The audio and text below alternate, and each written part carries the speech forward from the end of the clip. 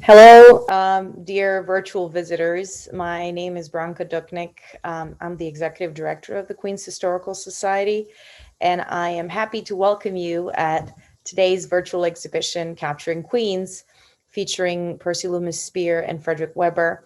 That will be actually showcased as of today live at our museum. Um, you can also pay us a visit after February 13th, after today, on Saturdays and Tuesdays from 2:30 to 4:30. However, you would have to RSVP and let us know ahead of time. Only time ticketed entries are allowed at this point. And of course, you would have to abide by all the COVID regulations, including wearing a mask and using a hand sanitizer to enter our museum. But before that, I am really proud and happy to announce these extraordinary members of our staff and board who have made this exhibition possible. This is our curator, Daniela Addamo, as well as a co-curator, our QHS board president, Jason Antos, for not only tirelessly working to make this exhibition happen, but also loaning multiple photographs and items of this exhibition to make it possible. And last but not the least, our current program MC, education and programs coordinator, Jaren Halfab, for making this event technically possible. Like many other cultural institutions, especially small ones like ours, but with a very borough-wide scope, we've managed to stay afloat and survive the biggest crisis of 2020, the pandemic that's still ongoing. So I would like to end my note in a very simple way, which is please consider becoming our member. Even the smallest contribution helps. Most 90% of our events are free. We offer it to children, seniors, adults, people with disabilities. So please make these events more possible by contributing. Every dollar counts to us. Help us continue showcasing our borough's past, all the socioeconomic and multicultural histories that our borough has to offer. Help us document the present and help us show you how wonderful our county is. Thank you for your attention, and please consider donating.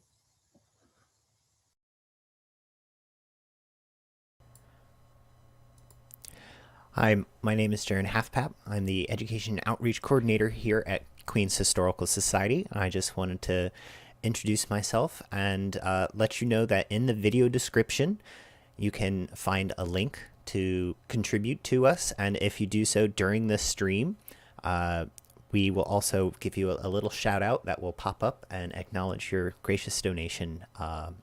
And without further ado, I'd like to introduce our curator of this exhibit, Daniela Addamo, who's going to talk about Percy Loomis Sperr and Weber. And so let's take it away. One moment.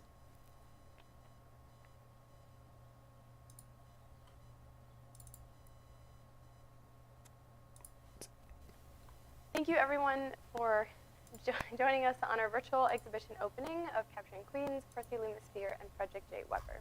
This exhibition was co-curated in collaboration between Queens Historical Society and its board president, Jason Antos, also Queens historian. This exhibition highlights the work of two prominent photographers, and most of the collection is from Jason Antos. So Percy Loomis Sperr was born in 1890 and was known as the official photographer of New York City. In the early 1920s, Loomis moved to New York, where he resided in Staten Island for the next 40 years until his death in 1964. Starting in 1923, Loomis came under contract with the New York Public Library, who hired him to photograph the 5 boroughs of New York City. This was instrumental in chronicling the changing architectural landscape of the city and has become such a great resource for contemporary historians.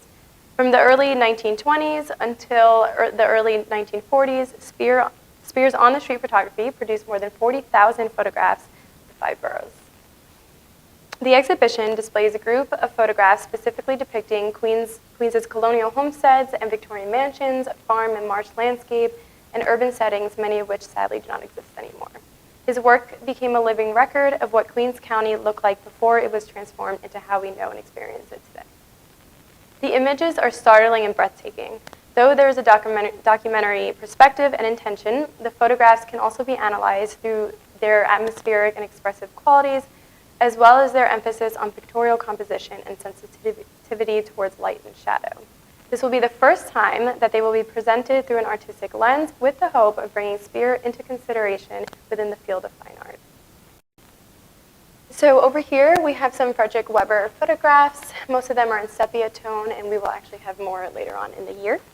So Weber was born in 1881 in Austria, and he began taking photographs at the age of 9, and he became a professional at the age of 15.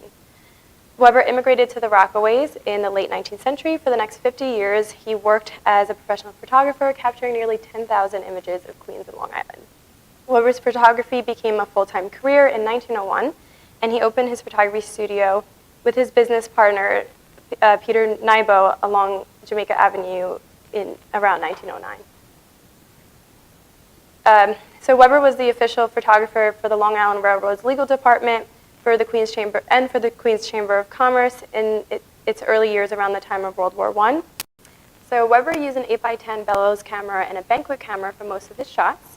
He eventually sold his camera to the International Center for Photography, and most of his photographs to the Queens Public Library and the Long Island Railroad.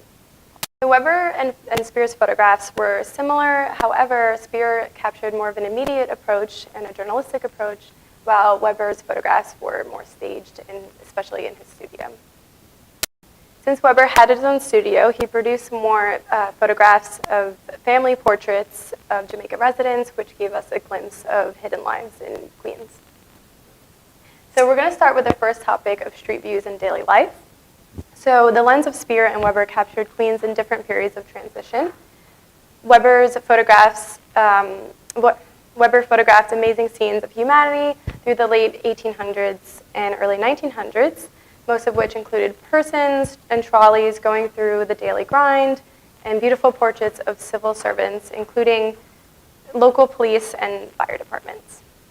Sperr's street scenes depict a borough in transition from rural to suburban in a time which saw the greatest development of infrastructure during the mid-1920s through the 1930s. So the images depict amazing views of local streets before their widening in the late 1930s. Many of the homesteads and businesses were torn down in order for these enhancements to be implemented. In many cases, areas which are today densely populated, suburbs were nothing more than dirt lots, grassy plains, and swampy terrain, yet with the somber, simple, bucolic beauty of their own. Like this photograph over here, a lot of businesses had a billboard that had the slogan, "So this is Flushing." For most of its history, Queens has always been a major hub for transportation. The movement of people from place to place has played a major role and factor in its development. Beginning in the early 1850s, the first stagecoaches appeared. Funded by the local business owners, these horse-drawn vehicles connected the rural villages and even brought Queens closer to Manhattan and Brooklyn. By the late 1860s, the Long Island Railroad brought people from Midtown Manhattan to the far reaches of Queens and further east to Long Island. The Queens County Railroad Company began crisscrossing the neighborhoods of Queens in the late 1870s, and lastly, the interborough rapid transit dual system brought the masses from the city to developing suburbs during the era of World War I. Weber's specialty was the Long Island Railroad, which employed him as a photographer for their legal department. Trolleys traveling along Jamaica Avenue, the headquarters of Weber's studios, were also a favorite of his. Sperr also took images of LIR and trolleys but the lens of his camera fell upon the newest modes of transportation of the day, which was the automobile and aviation. When Sperr and Weber deployed their talents on the streets of Queens, they photographed many old homesteads and businesses. Their approaches were very different indeed. Weber also captured the fading elegance of the colonial era establishments, including the Petite Tavern and Hotel, a local watering hole of the Jamaica community, and a hangout for British soldiers during the War of Independence. Sperr's journey throughout the borough took on a different approach. His images show us the ancient homesteads of northern Queens, lonely unpaved dirt and rock roads, winding their way to homes made of stone or wood with each no higher than 2 floors. Move on to Jason's segment, which will provide a more detailed context of select photographs. I'd like to speak more about 3 items on display. So on view, we have 2 Kodak cameras and 1 advertisement from our collection. There's an Eastman Kodak Bellows camera from 1915 and a Kodak 620 Brownie Jr. box film camera from the 1930s. So like many professional photographers, Frederick Weber used a Bellows camera. A bellows is the accordion-like pleated expandable part of a camera, usually a large or medium format camera, to allow the lens to be moved with respect to the focal point for a better focus. The folding camera exists because of its efficiency in taking cameras into the outside world and the requirement to keep them as small and practical as possible. The bellows themselves were often made of lightweight, close-weave material treated to make it light-proof. We also have a rare, well-preserved magazine advertisement from 1953 of the Eastman Kodak cameras, which were revolutionary to the advancements of photography. The Kodak Brownie was a long-running popular series, which were simple and inexpensive cameras made by the Eastman Kodak Company. Since these cameras were first introduced in 1900 and were so inexpensive, middle-class citizens enjoyed using them as well as professionals. When the invention first came out, it only cost $1. The Brownie enabled hundreds of ordinary people to create snapshots of everyday life for the first time without using a professional photographer. The construction was a simple cardboard box, often coated with leather, with a meniscus lens, meaning convex or concave, that took about 2¼ inch square pictures on 117 roll film. Another reason for its popularity was how the camera functioned. Within the box was a roll of film which enabled photographers to capture images faster than to replace glass plates, which was more time-consuming. Once the roll was finished, all the photographer had to do was send it back to the Eastman Kodak Company in Rochester, New York, where the employees would develop the pictures and send them back to the consumer. Referencing this easy process, Eastman's slogan was, "You press a button and we do the rest." So I would like to end my segment with an inspiring quote that speaks volumes to the value of photography by the contemporary photographer Sally Mann in her 1995 book, Photography Speaks Volume 2. Photographs open doors into the past, but they also allow a look into the future. So please welcome Jason Antos for our next segment. All right, well, I'm Jason Antos, board president here at Queens Historical Society, and it's an honor to show you guys some of the beautiful images captured by Percy Loomis Sperr in the 1930s and in the 1920s. So we're going to do a little bit of a tour here of these images, and I'm going to explain to you what it is that we're looking at. So our first image here is a drawbridge, and you see the automobiles and the delivery trucks stuck in traffic as this drawbridge goes up to allow barges to pass. This is, believe it or not, Northern Boulevard. And this is the Flushing Bridge. Now, today there is a bridge, a small overpass bridge that does go over the Flushing Creek today in Flushing. It is called the William Prince Memorial Bridge.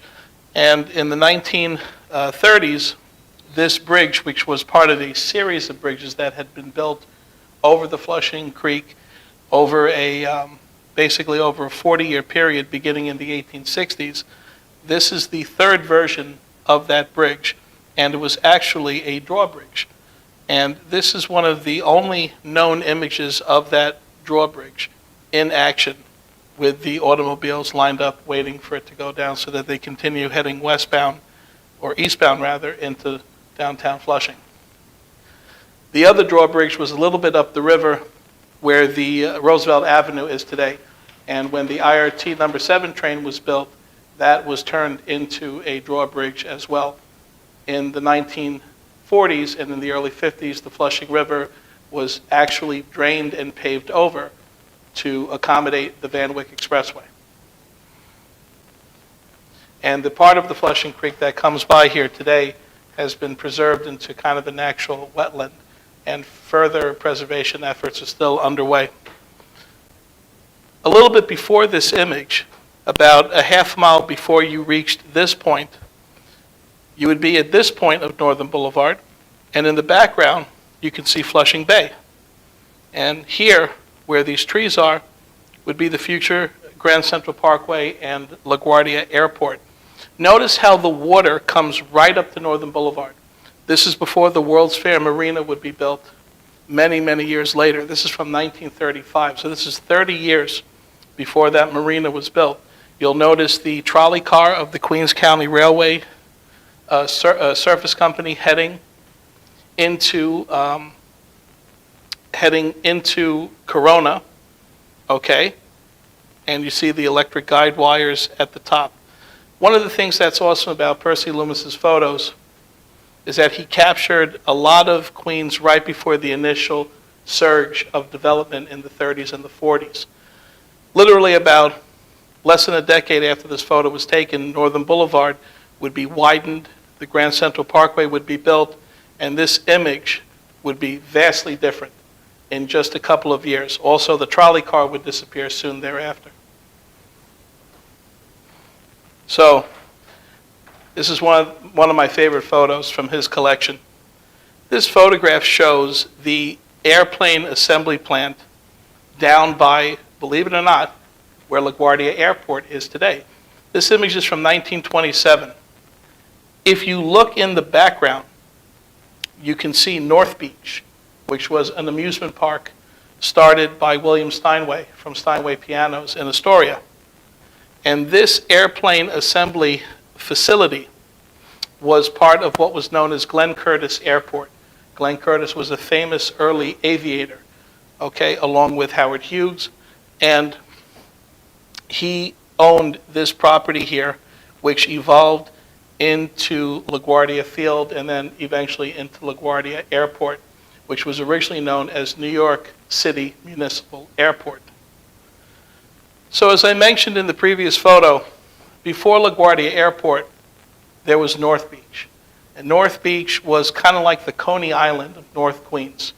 Here in this really rare image taken by Sperr in 1923, during one of his early excursions, we see picnickers here by the water.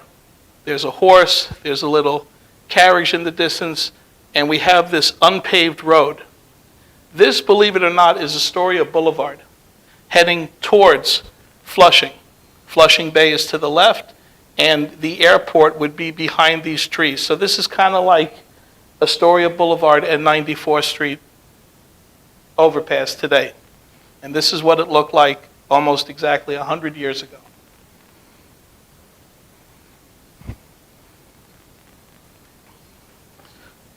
In this image, we see the 34th Street Ferry warehouse and terminal. This is actually the foot of Borden Street, where the Astoria Ferry leaves from today, what's known as the water taxi. So in those days, in the 30s, before the coming of the Long Island Expressway and the Queens Midtown Tunnel, you could take a ferry to 34th Street from Long Island City. This is actually what would later evolve into the clam house, it was Tony Miller's hotel, and then it became the Clam House restaurant, a very famous restaurant, which was there up until a few years ago. This hotel, believe it or not, before it became this storage warehouse, was where Theodore Roosevelt spent the night before he left with the Rough Riders. In this other image in the corner, if you just go in tight there, this is Northern Boulevard and Astoria Boulevard. Today, this is all expressway, and this is all overpass up here. But before the expressway, it was completely open. Notice how the water comes right up to the street. You had some private homes here, and here around the bend would be the Grand Central Parkway. When the Parkway was built, not too long after this photo was taken, this is probably the last known photo of the area looking like this. The Army Corps of Engineers actually came and extended the beachfront and drained the water and pushed the water of the bay back to build the expressway. It was one of the largest undertakings of the Army Corps of Engineers. Percy Loomispear wasn't really known for taking photos of people on his excursions, but in this photo is a rare exception. This image shows a well off of 73rd Avenue in the town known as Blackstone. Today we know it as Fresh Meadows. And this is the gentleman who lives on the property posing with his well. This was one of the last farms in the area before development, before the planned communities and the streets were laid out in the late 1930s. It shows you how rural and how almost in a medieval state certain areas in Queens were, even up until the time of the 1930s. Another example is this homestead here in eastern Queens. This is Northern Boulevard and 251st Street. This is just after Little Neck Parkway, in between Little Neck and Marathon Parkway. This is the property of Alfred Wright. And Alfred Wright was one of the most notable people in Douglaston and Little Neck. He was a wagon maker, all right? He would make wagons and horse-drawn carriages for all of the most notable people of the North Shore of Long Island, including the Douglas family, from which Douglaston is named. And here is his homestead. You'll notice Northern Boulevard is right here in the foreground. When Northern Boulevard was widened in the 1930s, you had one lane going east, one lane going west. When it was widened, this home was actually dismantled and moved further back from the roadway, about 50 feet before the road. Now we come to a favorite photo of mine. Now we're in my neck of the woods. This is from Whitestone. All right? I'm a proud Whitestone resident, born and raised.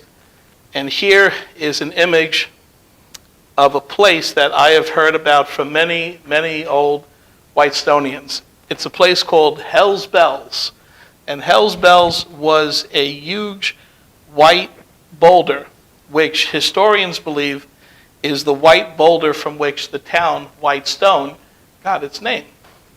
And the reason it's called Hell's Bells is because people would hang out on top of the boulder along the beachhead, and sometimes they would be up there a long time. They would lose track of time, and the water, the tide would come in. Notice the water line, how it stops here. So if it got too late, the water would be here, and everyone would go, Hell's Bells, because they were now caught out in the rock, and they were fully dressed. They weren't wearing swimwear, and they would have to swim to the shore fully clothed. This is an image of Corona. This is a rare example of Victorian architecture that you would see. This is the corner of 37th Avenue and 104th Street in Corona, and it shows the Rapoli drugstore. Corona, at the turn of the 20th century, was populated by Italian Americans who developed the area and also developed the area known as Corona Park. And this is an example of an Italian-owned business in Queens during the 1930s. If you see the date of the building is 1907. Here we have a building that's very widely known in Flushing. This is the W&J Sloan Furniture Warehouse building. This is located along Flushing River. It became the Serval Zipper Company, and today it's the U-Haul building. So that's a very, very recognizable building. But one of the interesting things, though, is that when this building was erected, it was erected on the old homestead of the Lawrence family. The name of their homestead was called Willowbank. And in 1926 is when the beautiful estate was torn down after the property had been sold to the W&J Sloan Furniture Company to build the warehouse with the clock tower.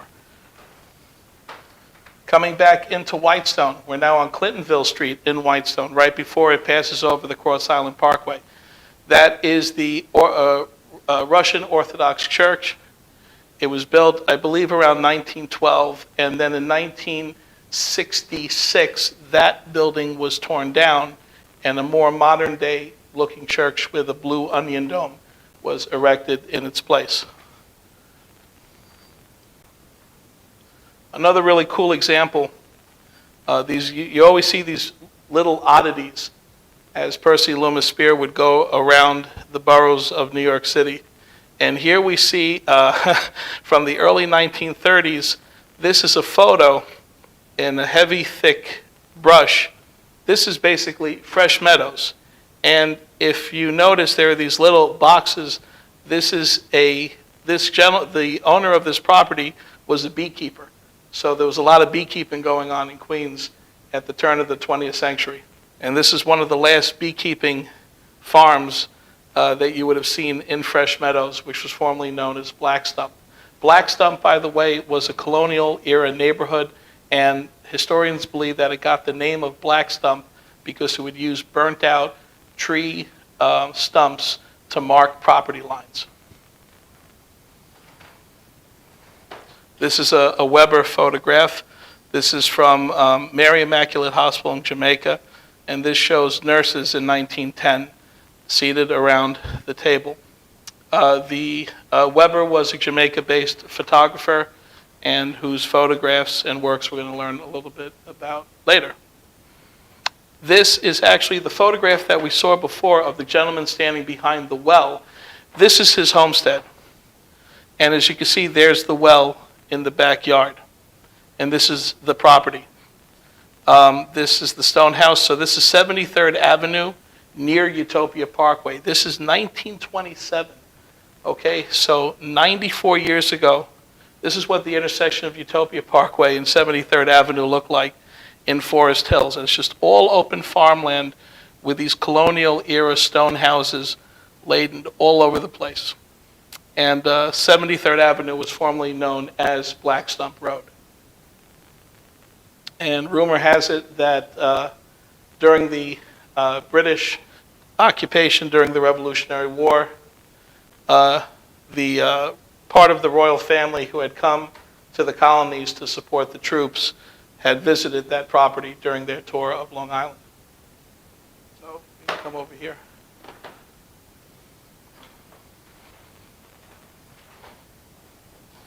So these are some other rare pieces that we have. As I mentioned, Percy Loomis didn't really photograph people. That was more of Weber's style, because he was started off as a portrait photographer. He had his own photographer studio. So as you can see here in the center, this is Creedmoor Hose Company #1 in October of 1923. This is their last known photo before they disbanded, because they were a volunteer fire department, and at that point New York City had evolved into the FDNY, which is no longer obviously a volunteer department. But so this is Weber. But when Percy Loomis Sperr did take photos of people, he actually did a very good job in capturing people of early 20th century Queens. This is a photo of a young man in Whitestone sitting by what is near the Clearview Golf Course today off of Willets Point Boulevard. He's selling Good Humor ice cream, and he's sitting there on a hot summer day waiting for his next business opportunity to come along. But this photo that I'm going to show you now has great historical significance. This is one of the very rare photos that was taken of what was known as Black Dublin. Now, Black Dublin was a neighborhood. That was the nickname of the area. And if you come in close, these youngsters here are members of the Ebenezer Baptist Church. This is right off of Prince Street in Flushing, okay? There was also the AME Church, okay, in Flushing. These two churches were part of the area known as Black Dublin. The reason it was known as Black Dublin is because it was heavily populated by both African Americans and the Irish community, who lived together and also intermarried. They integrated, okay? And very few photos of Black Dublin exist. And there's even less photos of people from that little neighborhood that exist. It was located along Roosevelt Avenue between Main Street and College Point Boulevard. So you have Main Street, College Point Boulevard, and then Roosevelt Avenue that goes from one to the other. So along that corridor was Black Dublin, and the entire area was raised, or part of the area was raised beginning in 1926 when the IRT #7 train made its way into Flushing underground. So the homes were deemed as too old They were all wood frame houses, as you could clearly see in this photo, and the city deemed that they were not stable enough. So, as a result, they were torn down over like a 5-year period, and this is probably the last known photo of the population of what was dubbed as Black Dublin.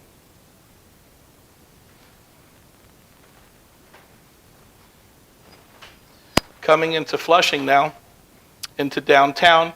So when you passed over the Flushing Bridge, once that drawbridge came down, you came into Flushing. And this is what you saw. So this is Flushing, site of the 1939 World's Fair. Ask Mr. Halloran. The Halloran Real Estate Agency was the premier real estate agency in Flushing. It was one of the first major real estate agencies in Flushing. And as you came down the bridge onto the Flushing side, and you look to your left, this is if you're heading east now into Flushing, you look to the left and this is what you saw. And you saw here up on the hill, this is the Prince Nursery. It was this very spot that President Washington and Vice President John Adams visited after Washington had become president, and he did his tour of the North Shore of Long Island to go over his old stomping grounds from when he was the commander of the Army during the Revolutionary War. And it was kind of like a thank you tour. And we know that he visited the Prince Nursery because Washington, like most people in his position back then, kept diaries.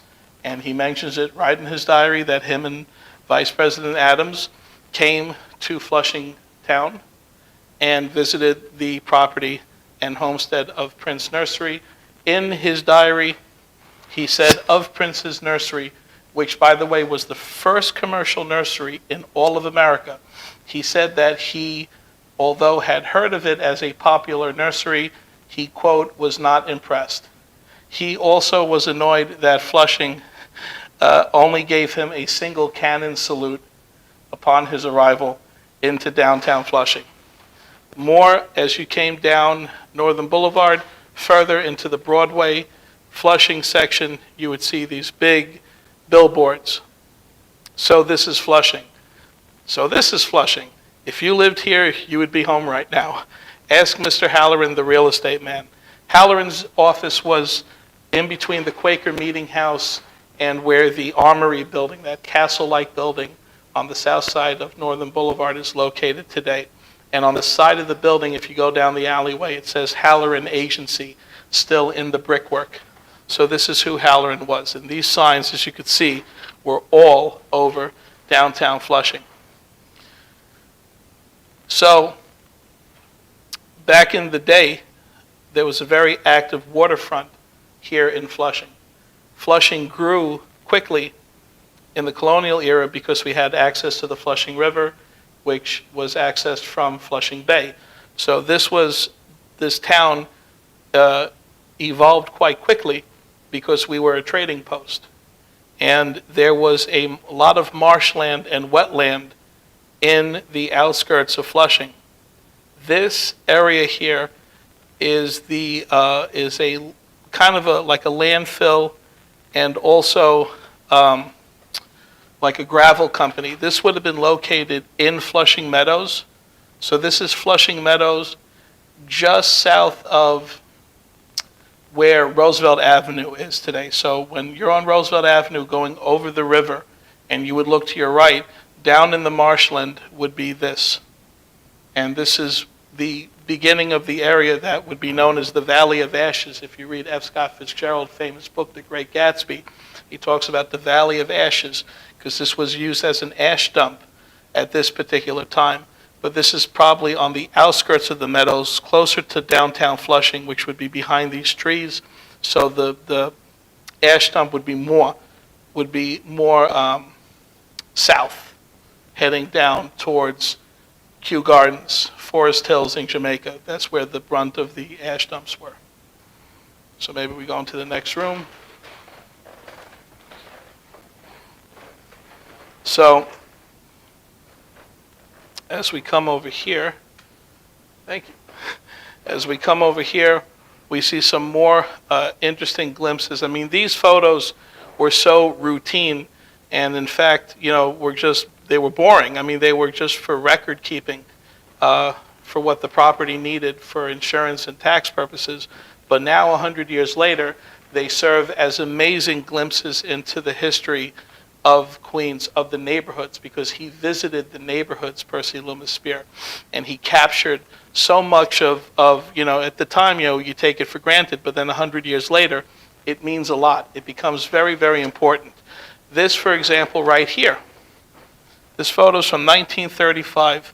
And Percy Loomis, as he came down on 61st Street and 31st Avenue, this is on the border of East Elmhurst and Jackson Heights.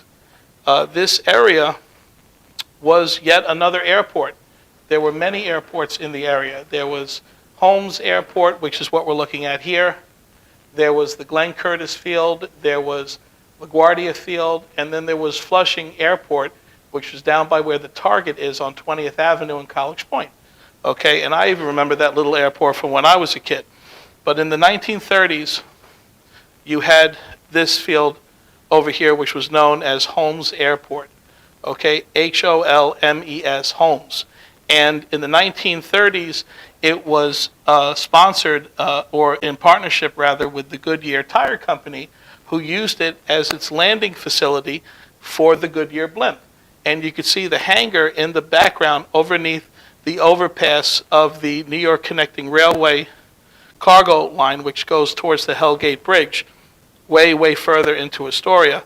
And under the overpass is the Goodyear hangar. And today, this exact location is the location of the Boulevard building where the Queens Chamber of Commerce is located today. That just gives you an idea of what we're looking at.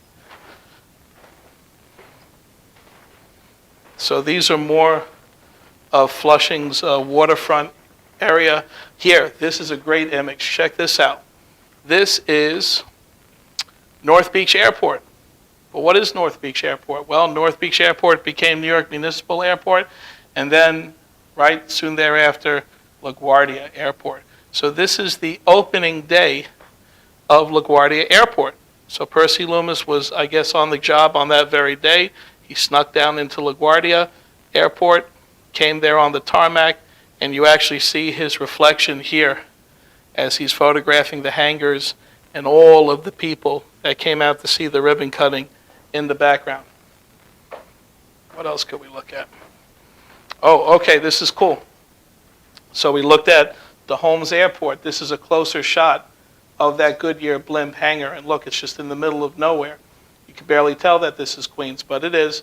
And this would become the location of the Boulevard building 30 years later.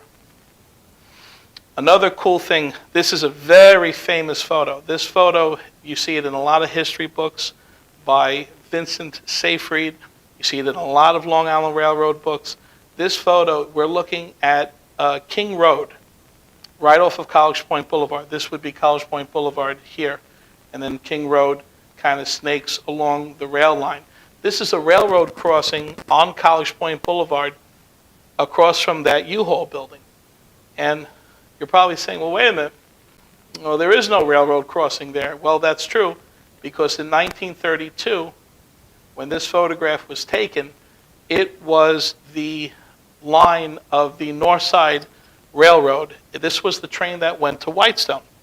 Okay, so the train that left from Whitestone left from Beechhurst, where I live today, formerly known as Whitestone Landing, and it would go from that area, travel along 154th Street, cross 10th Avenue, go down to 150th Street by the Cross Island, leave there, go to Malba in the 144th Street, leave there and go to College Point, right off of 20th Avenue and 126th Street.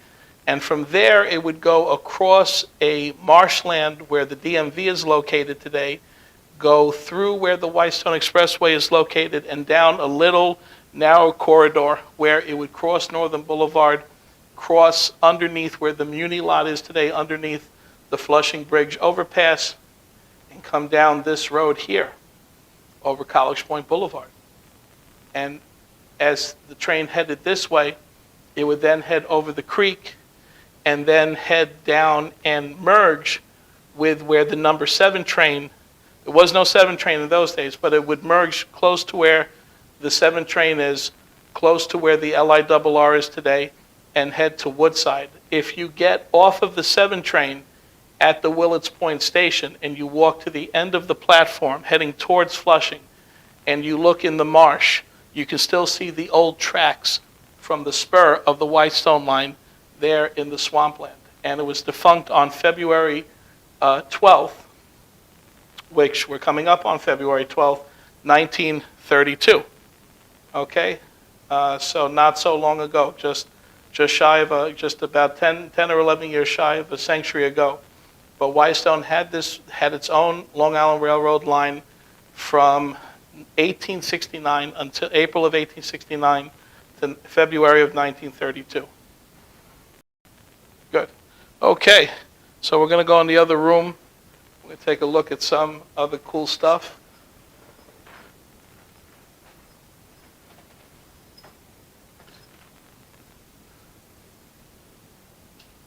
This is a image.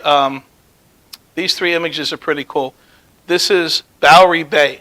Now, Bowery Bay was the name of Flushing Bay before it was known as Flushing Bay, and it was actually changed to Flushing Bay because people didn't want to confuse it with the Bowery in Lower Manhattan, and that was the idea of the city planners at the time.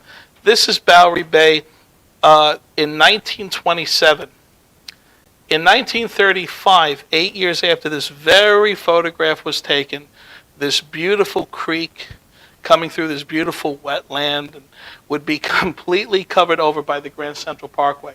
So where Percy Loomis Sperr is standing on this day in on the 3rd of June, 1927, today he would be standing literally in the middle of the lanes he would be standing almost on the divider of the Grand Central Parkway, which just tears right through this area. And just look at the difference just 5 or 6 years prior to the expressway coming, what the area looked like. I mean, you really don't see a dynamic change like that anywhere else. Here we're going back to our famous Black Stump Road, 73rd Avenue. And this image is cool because we see more farmhouses, but in the background we see the overpass. A lot of people in Queens recognize this overpass here of the Motor Parkway. Okay, so that's the Vanderbilt Motor Parkway, and it was the first parkway of its kind in America. We did a whole walking tour of that parkway a few months ago, if you remember, and we like this image because it's one of the rare photos where it shows the parkway in the background and the farmland in the distance. And then finally coming up here, we see our famous LaGuardia Field at North Beach. Okay, this is taken on that same day in opening day 1939. You see the Marine Air Terminal, and look at how little of the airport has been constructed. You see the American airline hangars, which most of them have been torn down. You see the Marine Air Terminal here, and there's no other terminals, okay? And also, there's barely an expressway. You do see the Grand Central here, though, in the foreground, newly constructed. But look at everything before that. This is coming up near Astoria Boulevard. Look how rocky the terrain is as it leads down to the former waterfront. And if you see here is a little bit of that wetland still here that you would have seen here. So basically this, and then is a little bit remainder of this, all right, where these two gentlemen are walking. And the one thing I love about this photo, it's one of my personal favorites, it shows the bottom half is the rural and the top half is the new.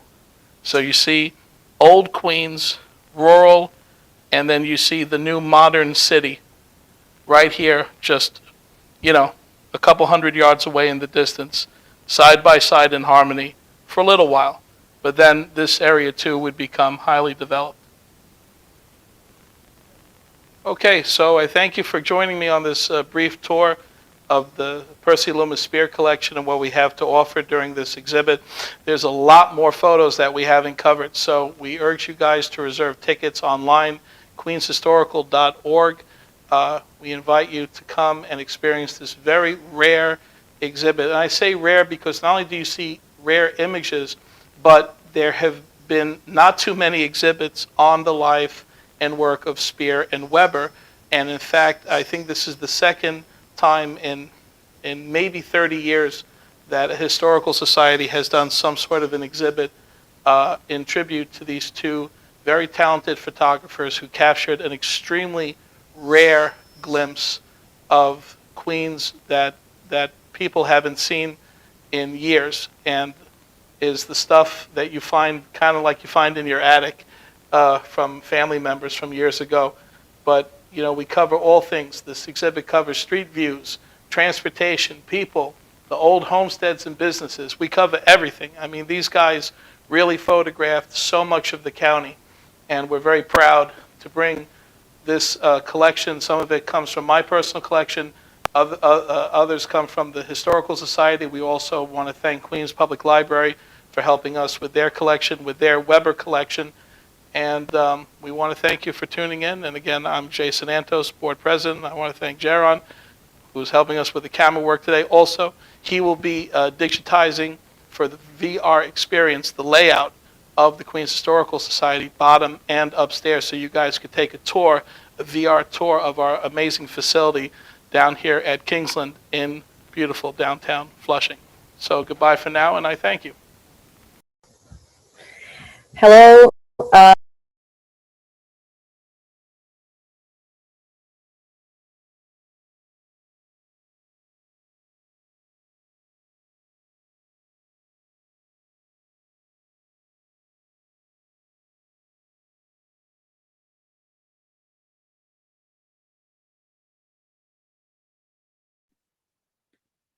Yes, I am.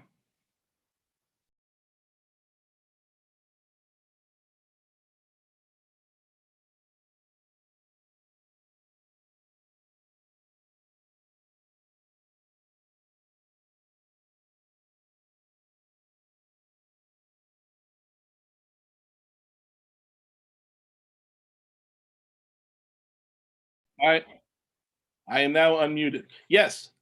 Today, where the Prince Nursery once stood is basically warehouses. It's just warehouses and all industrial.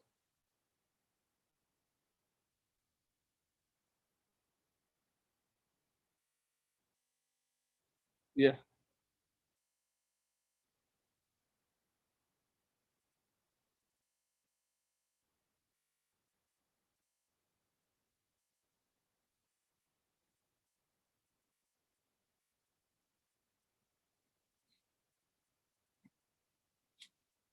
Yes, Queens was loyal to the king, or pro-Tory, as it was known. And yes, there was an overwhelming population that was loyal to the crown. And this set the scene for a lot of dispute during the Revolutionary War. In fact, legend has it, I'd like to find confirmed information, but I'm sure we could find it, that at the intersection of Main and Northern was the whipping post where they would, oh, oops, sorry.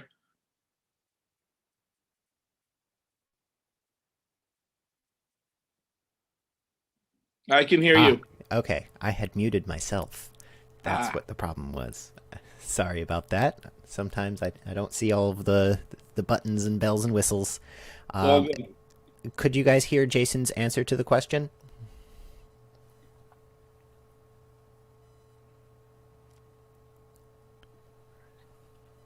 We'll give them a couple seconds to respond.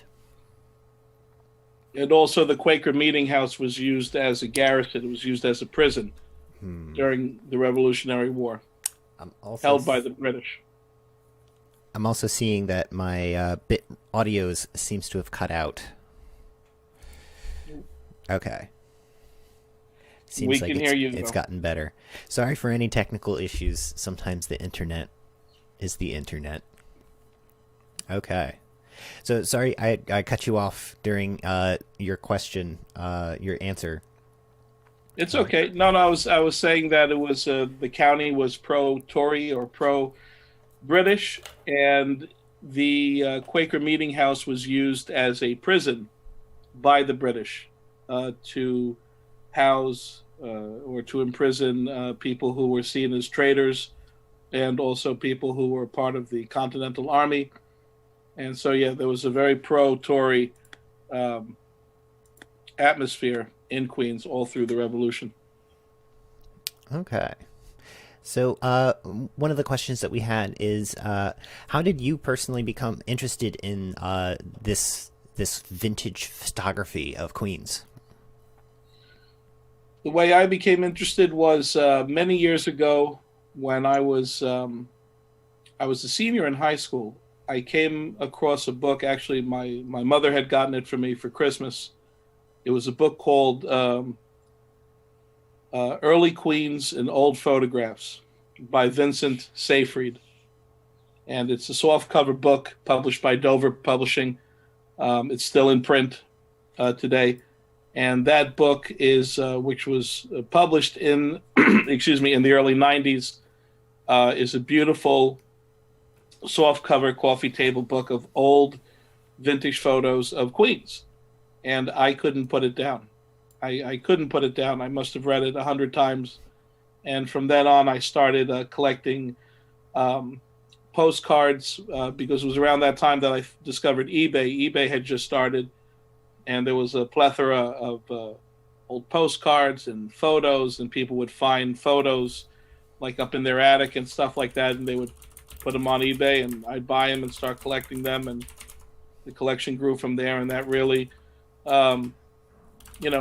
started my interest. And then when you look in the photos, you see certain locations that you read about in history, local history all the time.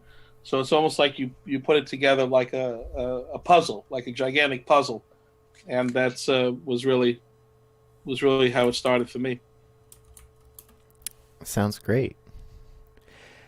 So this is a question regarding the actual the photographers. What in their lifetime did they ever sell their photography commercially, or were they just insurance and documentation purposes? Well, not Spear, but Weber was a commercial photographer, so he did that. Actually, Daniela could answer that question good about Weber.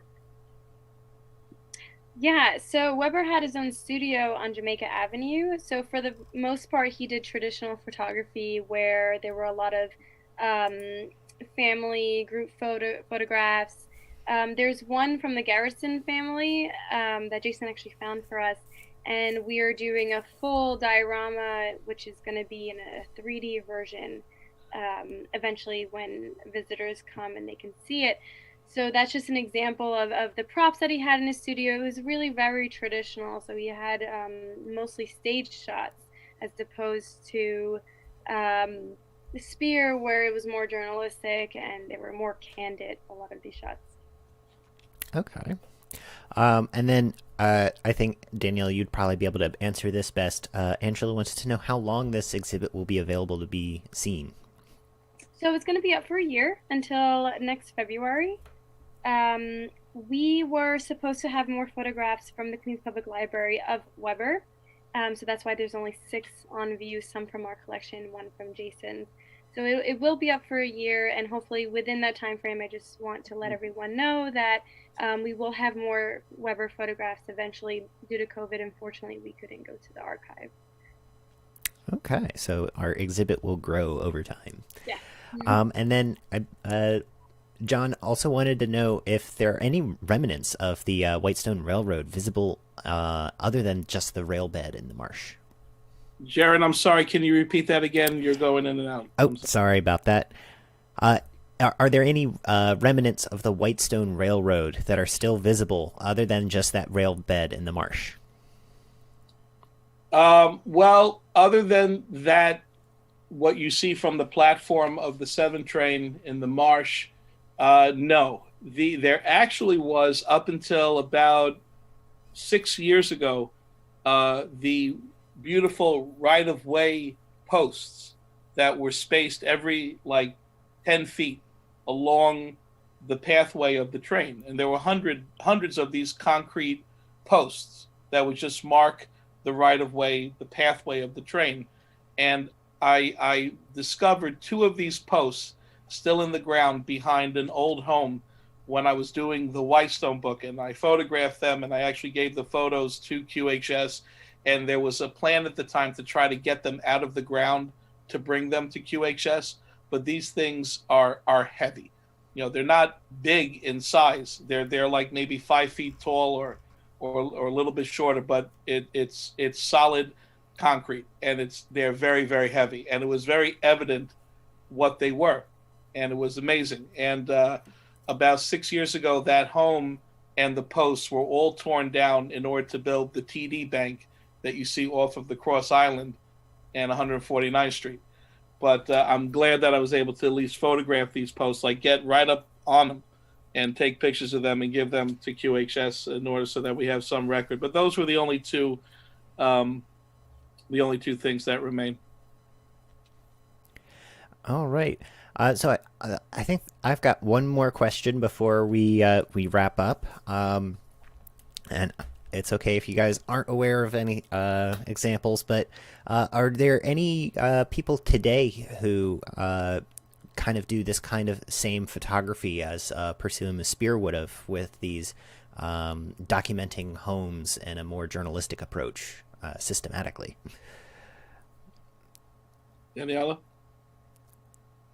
In terms of historic homes, not that I know of. Actually, the quote that I mentioned of Sally Mann, she was, and she's a contemporary photographer. She was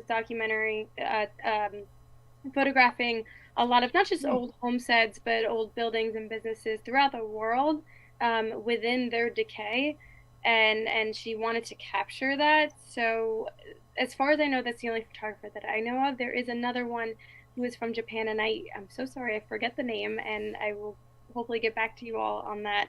And he as well photographs a lot of old homesteads and buildings and various structures throughout the world. And a lot of times these photographers are more focusing on the decay of the building and how that becomes part of the life of the building. And that's actually the fragmentation is actually the charm and the beauty of it. So as far as I know, that's pretty much it, and I'll love to give more information on that in the future. All right. So I want to thank both Daniela and Jason for coming out today to give us this wonderful information about our newest exhibit at QHS. I encourage you guys to please come visit us. Reserve tickets in advance on our website. I've posted a link in chat, but I'll go ahead and post one once more. But if you can't make it out to us in person, I highly encourage you to go to our website anyway, because there we'll have more information about some of our upcoming events, our virtual events. Coming up soon, we'll have a women's history in computer programming for our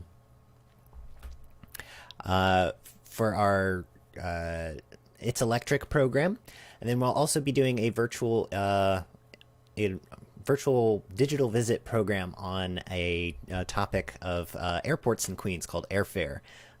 So I believe we also have another exhibit on our second floor that's ready for you guys to see on Charles Dana Gibson, a illustrator from Flushing. I highly encourage you guys to come and see this beautiful exhibit. Danielle, do you have any more words to say on that? Yeah, so I'd like to mention that Charles Dana Gibson is very famous in terms of the illustration art world, but unfortunately a lot of these people don't know that he was actually from Queens, grew up in Flushing, right by Queens Historical Society. The apartment building is no longer there. I believe it's on Sanford, but the gate is. So he was a Queens guy. He lived in Queens for a long time, and his brother and him, Gibson and his brother, were actually the first Boy Scouts of America under Daniel Carter Beard, which there's a high school named after him.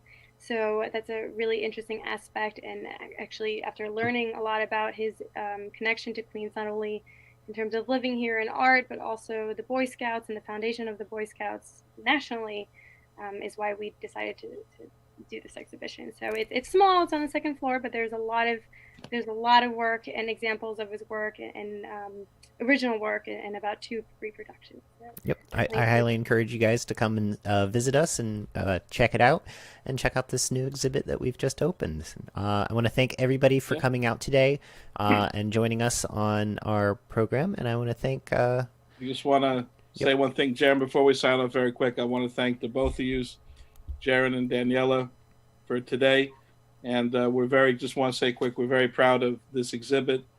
And we want you guys to come down and see these photos. I mean, because if you think they look good via the internet, they look really amazing in person. But seriously, come down and check out this exhibit. And we look forward to seeing you at the Queens Historical Society. All right. Thank you, everybody.